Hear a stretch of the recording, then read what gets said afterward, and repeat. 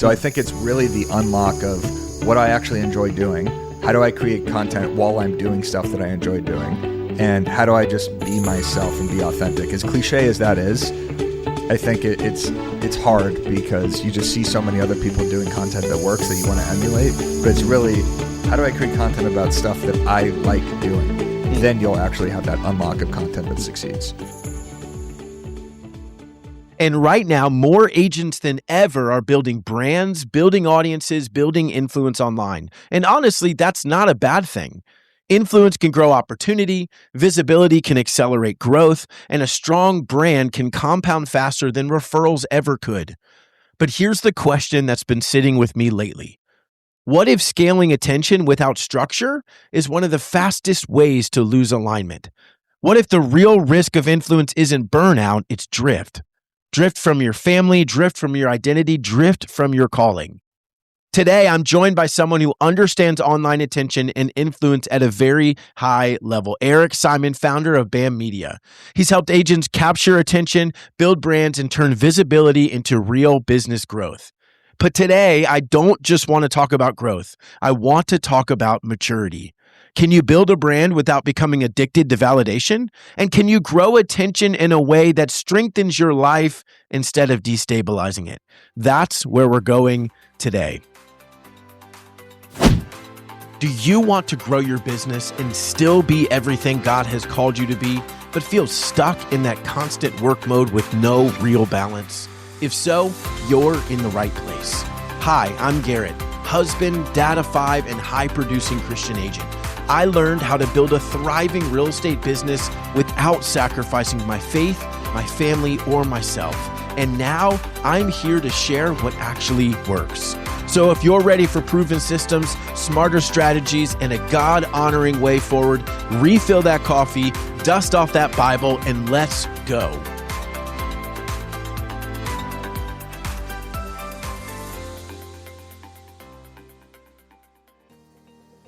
If you're a producing agent or team leader and your business is growing, but you feel like you're running from showing to showing, juggling kids and clients and hoping nothing slips through the cracks, this call is for you. Or maybe things are going really well, but you're starting to wonder, do I have to sell homes forever, or is there a real exit strategy? My team and I would love to talk with you. On our 30-minute breakthrough call, we'll help you identify one structural shift. That one shift will make your business more steady, more predictable, and less dependent on you, all while giving you more margin at home without shrinking your income. If that sounds like you, go to faithfulagent.com and grab one of the spots today. That's faithfulagent.com, and we look forward to talking to you soon. All right, everybody, wouldn't be a Faithful Agent podcast without a Christian dad joke, and this one hits home because it makes fun of the Baptists, just like me. While teaching children about world religions, a teacher asked her students to bring a symbol of their family's faith to class. The next day, she asked each student to come forward and share the symbol with the class. The first child said, "I'm Muslim, and this is my prayer rug." The second child said, "I'm Jewish, and this is my family's menorah." Third child, "I'm Roman Catholic, and this is my mom's rosary." Fourth child, "I'm Greek Orthodox, and this is an icon of my patron saint." And the fifth child said, "I'm a Baptist, and this is my casserole dish." So Eric, thanks so much for being on, buddy. I am glad you're here. Bro, I'm just going to jump right in and ask you this first question. Attention is the currency of the internet, right? And for agents that are listening, and quite honestly, I'm kind of one of those, Eric, so I'm curious your thoughts.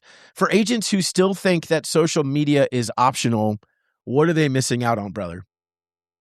Yeah, that shouldn't even really be a question at this point. I think, well, here, I'll repackage it. So I got my real estate license in 2015, and I saw the real estate industry kind of evolve with social media, where people would ignore it in 2015, or maybe they were just kind of peppering in on Facebook. Instagram didn't even really become a thing in the real estate space until maybe 2017, 2018. And because I would always go to these conferences and see that the real estate industry is always a couple years behind, it seems, every other industry. And now is extremely important because when you search on ChatGPT or when you search on Google, or the first thing someone does when they pick up their phone to potentially look into their real estate agent, it's not necessarily going to Zillow reviews or Google reviews or going to your property website anymore or your agent website. It's going to your Instagram, right? It's going to your TikTok. It's searching best real estate agents in South Florida. And then because your Instagram handle says South Florida real estate agent, you pop up. Then they get to learn more about you by seeing your content, seeing you on video. So it's just a better way, or not a better way, but it's a great way to showcase who you are, what you know, what you're capable of from a marketing perspective, your deeper personality than just appearing on a property website. So I hope at this point that is kind of engraved in everybody's heads, and they should understand that being omnipresent on social is a very crucial part of your business, because if you're not, and I search on Instagram and you're an agent that doesn't pop up and another agent does, and I get to learn 10 or 15 minutes about them by spending time consuming their content, then you're missing out on it. But hey, there's still plenty of agents that crush it without posting on social, and that's because they've built up an enormous Rolodex. So if you're not doing it, it's not the end of the world, right? Sure, but sure. It obviously helps. Now, how about the agent, right? Because there's so much of, and you know this world better than me, but it's like this wannabe, I'm doing all of the things. I'm cold calling a little bit, open house a little bit, social media a little bit. And so their social just looks bad, right? Mm-hmm. It's not good content. It's maybe not even authentic because they're just doing what someone told them to do. Right. What about the agent? If you're talking to someone and saying, look, if you're not going to actually spend real time on this, then just don't do it. Or what's the strategy for someone who says, I don't want to be on social, but I know I should show up there? What's a good strategy for somebody like that, Eric? Well, you kind of got to look at it like it's any other lead generation task that no one wants to do in real estate. Do you want to go knock on doors? No. Do you want to cold call people? No. Do you want to sit a 3-hour open house and hope that someone's going to come in without another agent representing them, to hope that you hit it off with them to then represent them on another transaction? No. I didn't like doing any of that stuff, frankly. Yeah, maybe some other people do, but I think if you kind of flip your mindset into thinking this is a necessity for me to make more money for my family, then that certainly helps.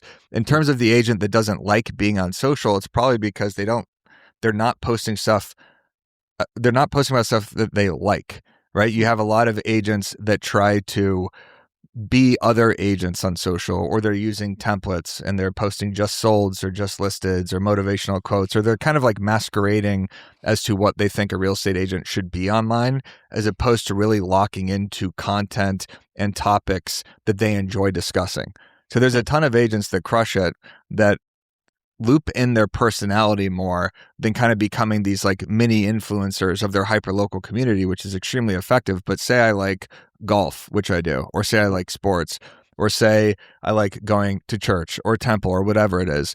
If you talk about the stuff that you're actually doing in your life, the restaurants that you're actually going to, the stuff in your community that you actually do, that comes through so much more on screen and in your content than trying to force different content pillars on people, right? Like I never wanted to do educational content from a real estate agent perspective, where I'm talking about what's a balloon mortgage or an appraisal gap, or any sort of just like data point or definition. I found that stuff to be not aligned with my personality at all. Whenever I posted stuff about real estate when I was an agent, which was very rare, it was always from a comedic lens of, come find me at my open house. And it was like a picture of me looking like an idiot in front of my open, right? That's because I enjoyed doing stuff like that.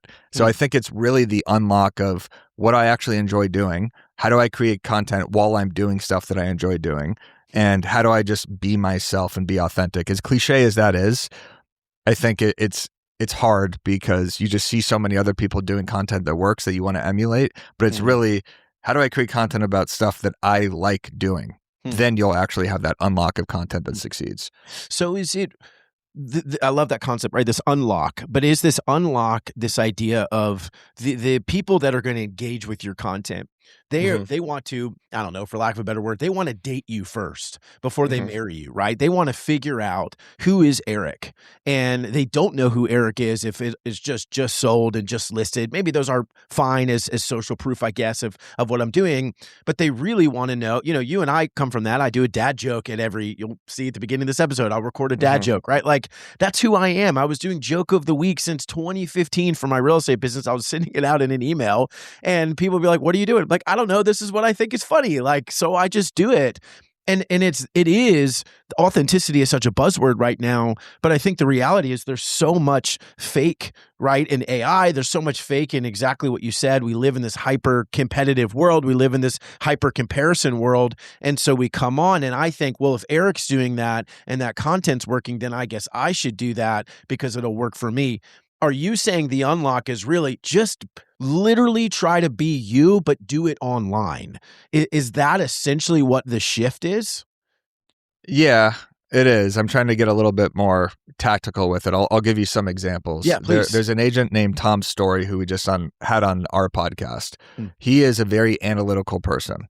So he likes breaking down housing market data. I don't find that sort of content interesting, but his audience does. And the people that just like the numbers, where they just want to know, what is the monthly payment it costs to buy this house? How much money do I need to make to buy this house? That's the sort of content that he hits. Then there's someone like Shannon Gillette. Are you familiar with her at all? Sure. So she's doing the Awaken Summit right now. She's leaning into faith-based content, right? And it's really helping her community grow. It's helping with her content because she's really talking about something that she's passionate about. There's an agent named Andy Greisinger who's out in North Carolina. He talks about golf in his content, whether it's a listing video that starts at a golf course or it's just him talking about it in his Instagram stories. These are little connection points that the audience really relates to, where it's like, oh, hey, Garrett's on the golf course right now. I golf. That makes sense, right? Like it's another point in your direction of me wanting to work with you. I have a USC banner behind me right now in my content. I went to USC, favorite, football team, college. So other people in the USC network have hit me up on Instagram, or they have a deeper connection with me when I see them at conferences. They'll be like, oh, you're a Trojan too? That's awesome. So the point is to keep working in what's going on in your personal life. If you're a dad, then you're posting content about great kid-friendly places to take your kids, right? And great restaurants, great parks, great activities that you do with them, showing your kids if you want to put them on social. But like that sort of stuff hits the note of the consumer watching, where you have these little connection points where you're going to be more likely to work with someone. So it's not necessarily like, oh, just be yourself. Like that's such an easy thing to say, but you will start to be yourself when you're posting about stuff that you care about. If I feel like a hostage and I'm sitting there talking about, a balloon mortgage or something, like I mentioned before, it's going to come across like I'm just putting out content to put out content. And the audience could feel that when they're consuming and they're like, this person had a filming day and they're doing these talking head education videos. That doesn't work. But if it's me on a golf course and I hit a shot and I turn around and say, by the way, inventory levels are up 10% in the Los Angeles area. And then I go and hit another shot, right? Now I'm creating content around something I like doing and it's more engaging. I know that was long-winded. No, that's good. So it's almost like, so in my head, right, is it be known for something other than real estate? Certainly helps. Yeah. You can't just be like, he's just the real estate guy all the time. There's got to be something else, to your point of a connection point. All of these things that are unique about our personalities. I think a lot of agents, these agents that I coach, are like, well, my job is to work with anyone.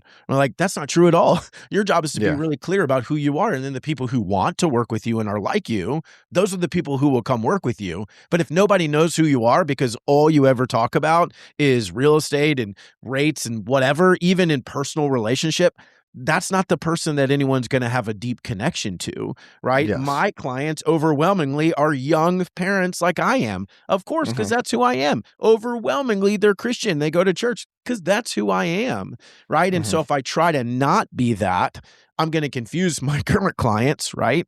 And I'm not going to be known for anything. So and you're going to have less fun doing it. Yeah, have fun doing it. Yeah, no, I just mean you would have less fun doing it if you weren't talking about the stuff you cared about. Like, think about the best content creators, not just in real estate, but in the world. Gary Vaynerchuk, like, I know a ton about him, right? I know that he loves eating grapes, for example, because he created a viral video about how he loves crushing grapes. I think it's his most viral video. That video has nothing to do with marketing or investing or NFTs or anything that he talks about.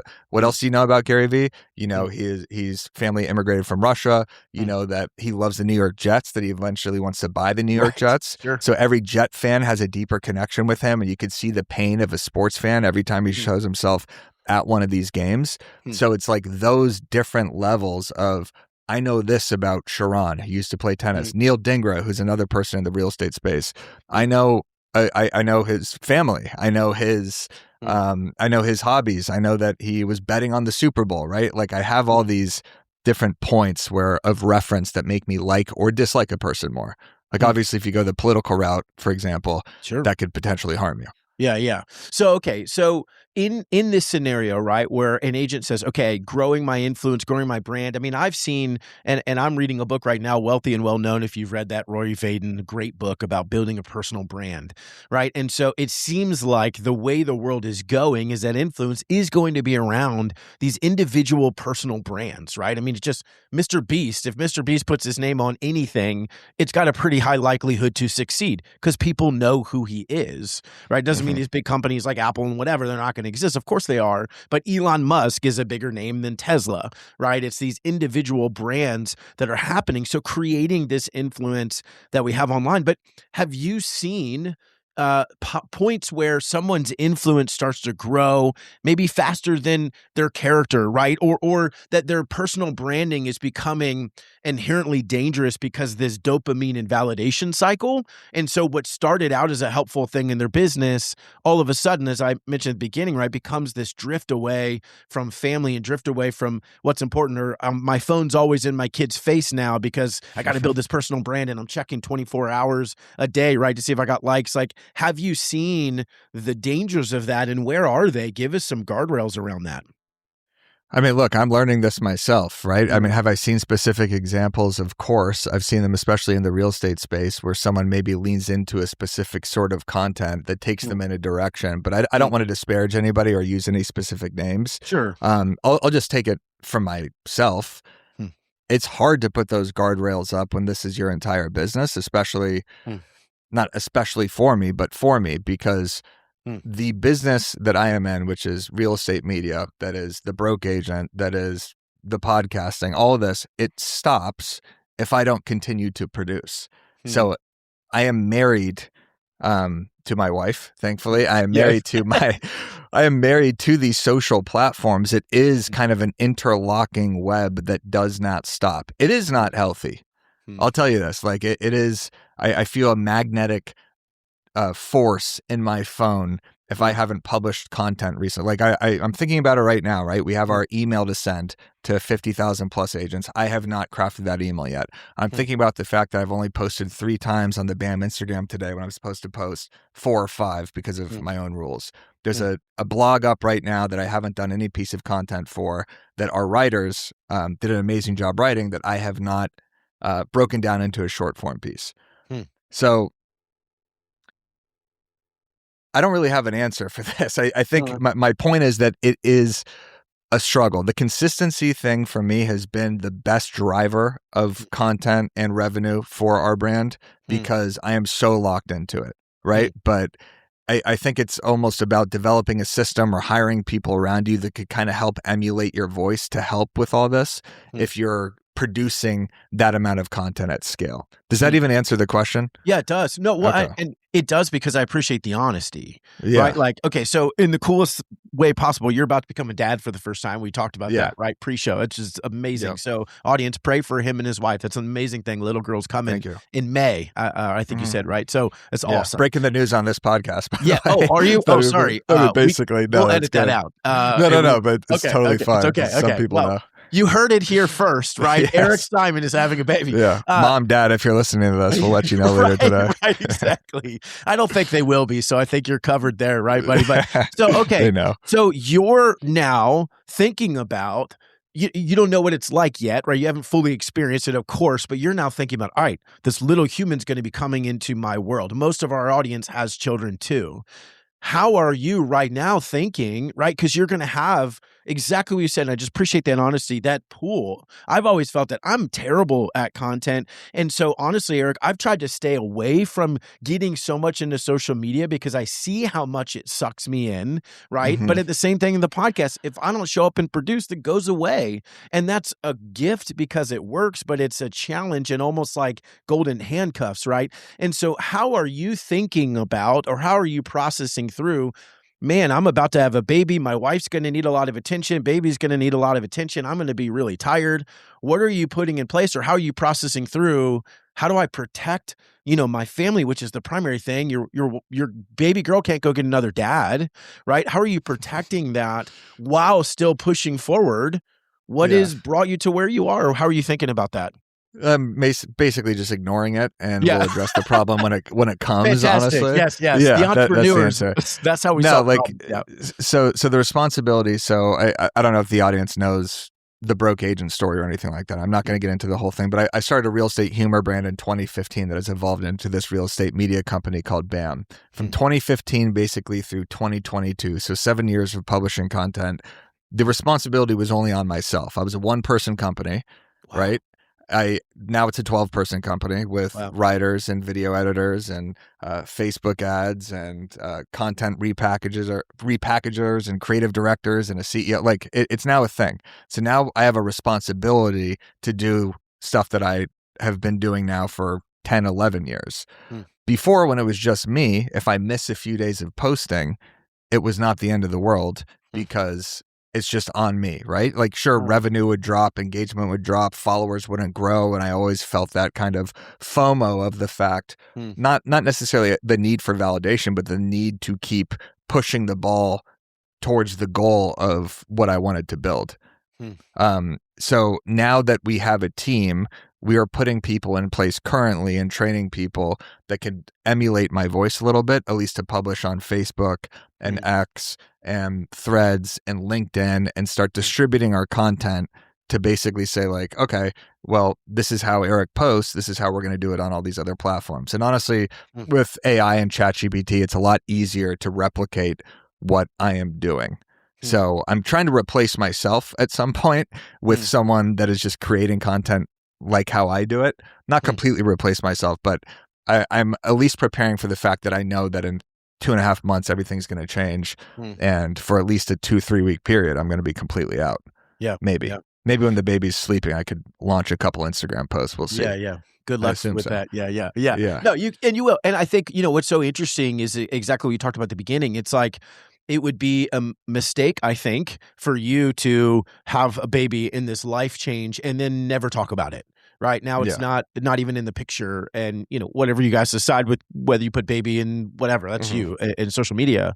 But this reality of like, people want to know who you are. They want to, they really want to understand you individually, right? And like you. And if you're not likable, then it's hard for people to want to buy anything that you have, right? Or any kind of content. Like likability is such a huge factor. So, well, you could. Oh, go ahead, buddy. Sorry, I just want to touch on that.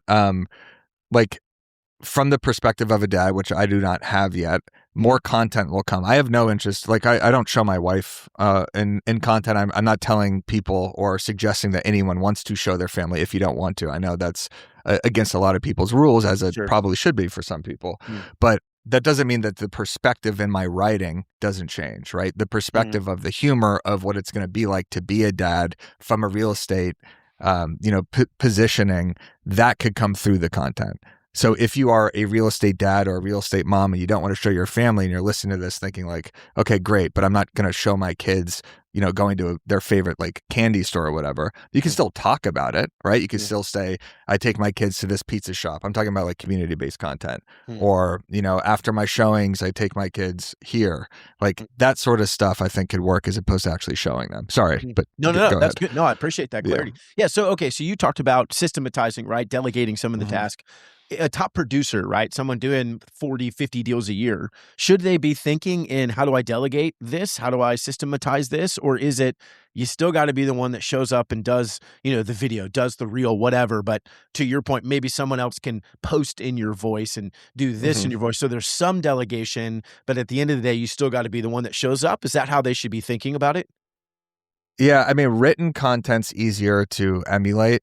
because you could kind of have ChatGPT find your voice, or you could have someone kind of replicate your old content. But I think what's really going to be a difference maker, especially here in the next 2 or 3 years, as AI becomes so much more prominent and in all of our lives in every facet, is seeing the real person on camera, right? Like I've already seen a lot of AI videos that agents are doing where it's not even the agent talking. It's a replica of themselves doing hyperlocal content, and it's effective.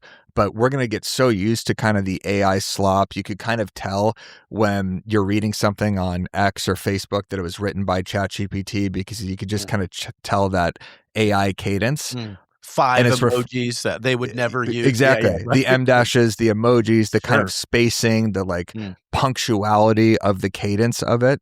And I think what's going to be more effective going forward is when I know it's the person publishing it, right? Like that's why the broke agent voice has been strong in the community the last 11 years, is because you could kind of tell it's me, because it is, right? Every caption is written by me. Every post is by me. Same with the BAM Instagram account. And of course, we'll use AI to help with, grammar and organization and stuff. But I think in the next 2 or 3 years, you are going to have to be the voice of your content, and probably be the one publishing it a little bit, or at least the one, crafting the captions and stuff, as people just start to tune out of a million different accounts that they follow that have just been completely taken over by AI.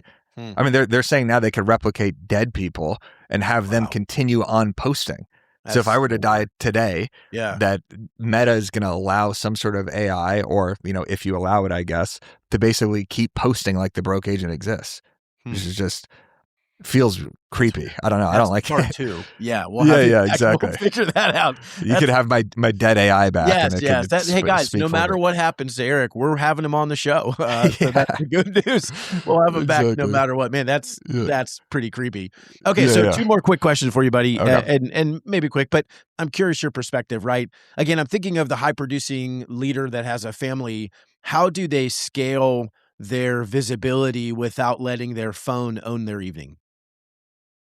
I don't know. Like I'm not a high producer, so I would want someone from the agent perspective to talk about how they do that.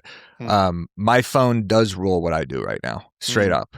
So I can't give you a conclusive answer to anything about that, because it's happening to me. So I'm actually the perfect use case for this.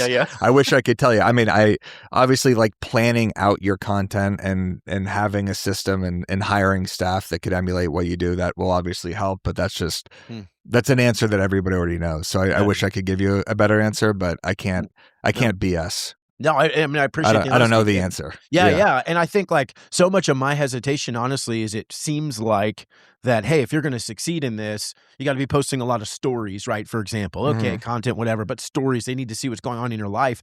And honestly, my biggest hesitation, right or wrong, and this is personal, but my biggest hesitation has been, I don't want my kids, right? They're 8 to 7 months. I don't want my kids to walk around and see daddy with the phone all the time, right? Sure. And it doesn't mean that we don't do that some now, to record videos and send it to my dad, or, whatever, to have for posterity. But I don't want them to grow up and like, why is dad always pointing a phone in my face? Or why is daddy always interrupting what we're doing to, hey, here I am at whatever. And I'm not saying that you have to do that all day. You could be out on your own and that's okay, whatever.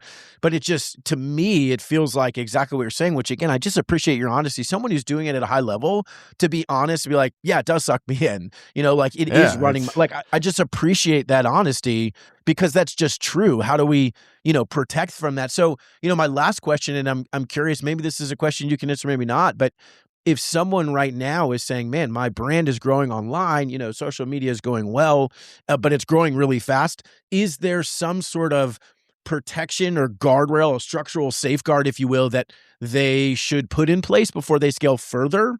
Or it's just going to, it feels like if you get a ton of influence, unless you feed that monster constantly, it's going to go away. And so it becomes an even bigger monster, right? In a good, it's like both things growing up at the same time, right? This crazy evil monster that wants all your attention, which is also how you're providing for your family. how do you protect? Is there something that they could do to protect against that? This is like a therapy session. I'm Yeah. literally the subject of all of these questions. Yeah. So if I once I figure it out, have me back on the podcast Yes. and I can Yeah. let you know. I could, I guess, give you some tactical things that could alleviate Please. this a little bit, which would be double down on stuff that already works. So if you have a piece of content or you have a topic that has done really well in the past, you don't have to reinvent the wheel every single time and keep kind of fishing for new things, right? If you have a joke that hits really well, repackage it 10 different ways.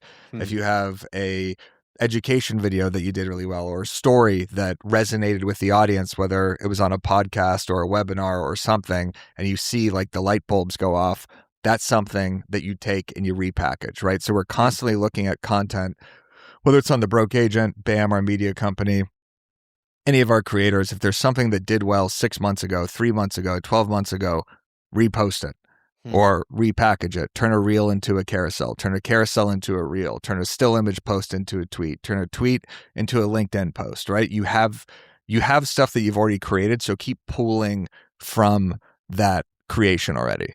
So that could help you kind of at least think, oh God, like I got to post again. What do I post? I need to do something. It's like, all right, well, I did post this 6 months ago. My audience has probably changed or grown a little bit. And the majority of my audience probably hasn't seen it. So I'm going to re-upload it again or repackage it. Experimental. Yeah, go ahead. No, you're good. Go ahead. Experimentation also is important too. So I'm constantly trying out new things on social. So it's a new topic. It's a new way to package the piece of content. It's, am I good on camera? Should I do podcasting? So it is fun to kind of figure out where your lane is, because a lot of people listening to this probably say, oh man, I suck at social, but maybe you're good on the mic, right? Like maybe it's a radio show. Maybe it's audio content that you could somehow package into short form. I don't know if that even answered the question. What was the initial? But it's just how like to as systemize? it grows, what are the structural things they can put in place? I do like that idea of it's not the constant, it's got to be new, it's got to be new, it's got to be new, Right. which in and of itself would stress somebody out. I felt that way with the podcast. I'm sure you have. We're 300 episodes in. It's like, no, look at what works and do it again, in a different way. And that's okay. That's what the audience wants. Okay, here's a better answer to that. Yeah. I do schedule. So like we do a bunch of podcasts on BAM, but I've done the walkthrough now for 2.5, 3 years. And before that, it was the Overask podcast, marketing podcast for real estate agents. We film at the same time every single Thursday at the same time, no matter what. Every single week, we shoot a week ahead. So that really helps with scheduling. If you're listening to this and you're wondering, well, when do I create content? You could always bulk record, so you're not feeling that constant gravitational pull that I mentioned earlier, where you need to post something today, but you have nothing in the tank or nothing in the bank. If you bulk record and say, hey, every 3 weeks or once a month, I'm hiring a videographer, or not, I'm just doing it myself in my office or with another agent or loan officer or whatever, and you plan out your content. And you say you're going to shoot 20 pieces of content, then you bulk record it, and then you have that for the next month. So that way you're not constantly thinking about that. Or it's every single morning after you make your calls, make your breakfast, whatever, you have 30 minutes that it's like, this is my social time. I'm going to scroll for 15 to try to come up with inspiration and see if there's anything that kind of sparks an idea, or I'm going to publish something. And publishing a piece of content could mean going create mode on Instagram and posting just, BK's Taco Shop is my favorite place in Tucson. What do you think? Right? Just like that way, everybody, when they go to BK's Taco Shop, they're now thinking about me, and it's kind of creating a community debate. So think now with content, simplicity is better. People don't want to see the highly edited content. They want, a screenshot on your notes section. They want a tweet that you just thought of. It's a spur of the moment story of, hey, I just showed a house. Now I'm getting in the car. Let me tell you a little bit about this house or what this client just asked me. Try to create content about stuff that just happened to you, because that's when it's fresh in your head. How is that? 16 different answers for one question that never even addressed the question. I love it. You just gave me 100 different reels that we can use and answer any questions. So I appreciate it. Yeah. I mean, so for our audience, so one thing that I've tried to do, because honestly, I am afraid of all of the dopamine hits, because I realize how powerful of a tool it is to me to open my phone and look, right? And it's like, why do I care so much? I just posted that. Nobody likes it yet. How is that possible? And so I've tried to create content. I'm not great at it, but create content, send it to my assistant and say, you upload it. Because if I go on there, I know I'm going to be dragged into this idea of like, well, who's doing this? And now they're doing that. And look how good they're doing. And I'm not doing it. And why am I not doing it? And then, 30 minutes later, I feel terrible about myself, or, I'm making content that I didn't mean to, or I'm worried about things I don't need to be worried about, whatever. Like each of us has an area, I believe, as believers, right, is to take chaos and create order. That's the original responsibility of Adam in the garden. That's your responsibility, agent. Wherever you are and whatever the Lord has given you, try to create order. So if that's in your lane of social media, then try to create order. It's the batch creation, and then just post every day, right? Create consistency, create order. If it's in your open houses, then just do it and do it really well with excellence. But, I think at the end of the day, for me, I try to live this way, and I'm not in any way great at it, but if I can do this with excellence, then I will do it. If I can't, then I won't, right? So if you want to show up on social, if you want to do these things, if you want to grow influence and all these things, which I think is really helpful and important, then do it with excellence. And if that means letting something else go, then let something else go. And then all I would say is, for me, it's asking my wife, hey, am I spending too much time on this? Or am I present enough with you guys and the kids? And, being transparent with you guys, because Eric, you've been transparent. It's like a lot of times the answer is no.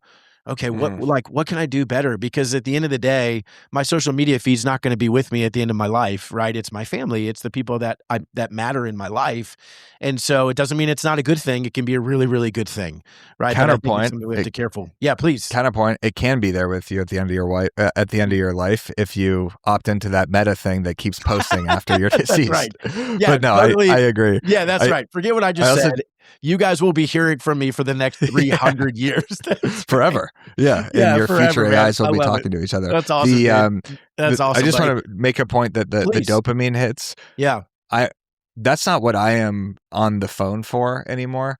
It was very cool at the beginning, especially with the broke agent, to see the engagement, just to see that people liked the message I was putting out. But I'll just tell you, anybody here, the dopamine hits become less of a factor when you post more. Like it's almost like going to the gym, immediately you start to kind of see your muscles get sore after the first couple workouts, but if you keep going to the gym, you're not getting as sore, right? It's kind of like that with content. I don't know if that's a great analogy, but where the flops don't hurt nearly as much if you've posted 100 times. If you're posting once a week or once every 2 weeks, and you make it like this moment of, all right, I'm going to send it to my assistant and then post it. This is such a big deal. No offense, but I just mean like, hey, no, I appreciate the counterpoint. Yeah. Then it becomes. Then the engagement really does matter, because then you're almost making an event out of it. But if you just post it, and the next day that you're going to post again, the next day you're going to post again, who cares about the thing that I posted 2 times ago? And also, no one cares about anything, basically, with social. It's true. Like if you've consumed BAM content, you've probably seen, or the broke agent content, I've posted 5,500 times. Wow. Nobody is probably thinking about any of these posts throughout the day. Right. You're right. Even if I have one that gets 1 million views or something, those people see it for 2 seconds. They laugh, they share it, they comment, maybe. Most people don't. And then they move on with their lives. So no one is thinking about your content as much as you are. And that should be kind of a relieving feeling for people, where it's just like, okay, if I publish this and it gets nothing, who cares? And if I publish something and it does amazing, the dopamine is cool for 2 seconds, but that goes away too the longer you do it. That's good. So I don't know if that's a good thing or not. I think it is, because the dopamine is controlling. Dopamine from social is controlling it, and honestly is not that cool.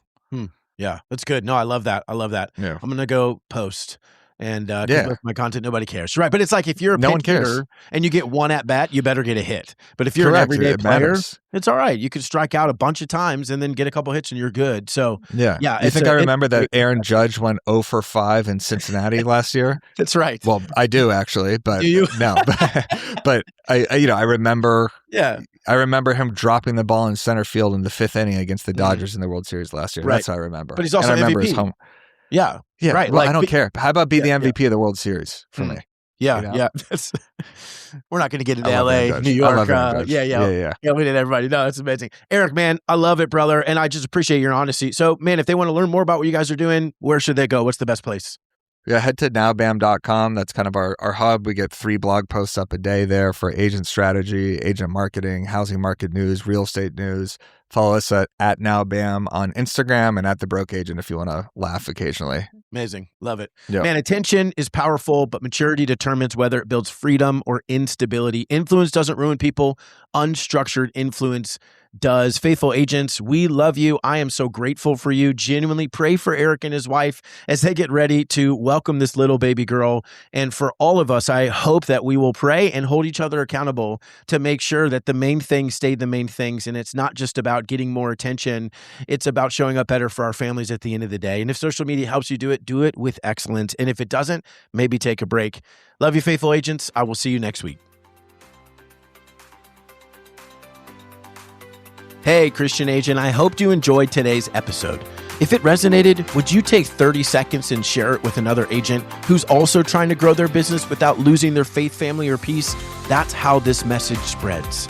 And if you haven't yet, hit that subscribe button so you don't miss future episodes. I release new ones each Thursday to help you build success that actually lasts. It genuinely fires me up knowing this podcast is helping you pursue excellence to the glory of God, both at work and at home. I'll meet you back here next week for another episode of The Faithful Agent.